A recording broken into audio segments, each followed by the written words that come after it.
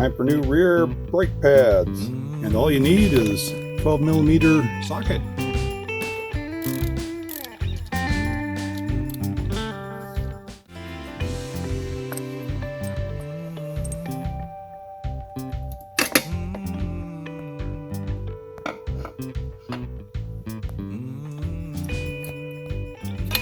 They just pop right out of there.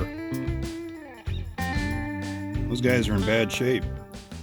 Couldn't be easier to change though. Oh, no, there it goes.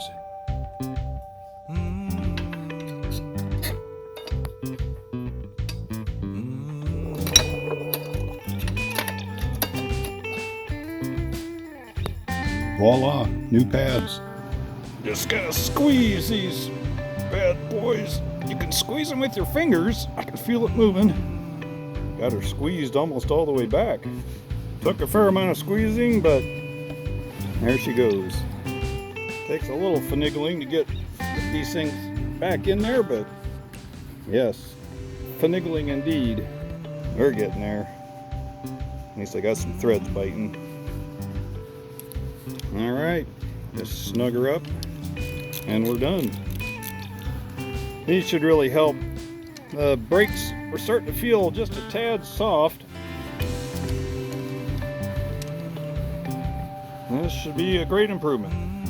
We were changing the tires and my father-in-law was helping me and he noticed these pads. We took the caliper off and the pads just kind of came up with it and fell out. So he was like, let's have a look at those. They were really, really bad. So that was a good thing. We're ready to roll. The front looked okay, so maybe those were changed more recently. We'll go out and give these a test drive and make sure everything's good. Speaking of brakes, this is that Givi top case that I had to make a custom set of holes in a plate and get mounted on there. And you know what? These lights are still working, so the electrical connections are doing great.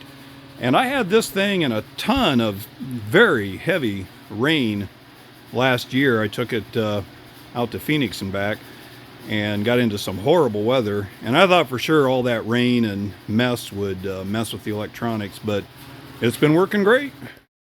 Wow, those brakes, I just did a test ride. They are just biting like crazy. I had no idea this bike had such good stopping power. I'm ashamed of myself for not checking those pads. I mean, I bought this thing from I was on consignment at a dealer, and I should have checked the pads, right?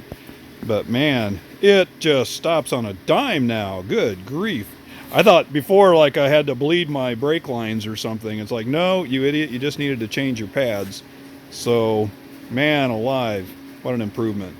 This guy here, I think will be okay. You know, it's maybe a little bit more forward. You know, I'm used to scooting my behind back and resting it right there, and so this guy's going to force me forward a little bit. So not sure yet how that'll be on a really long ride.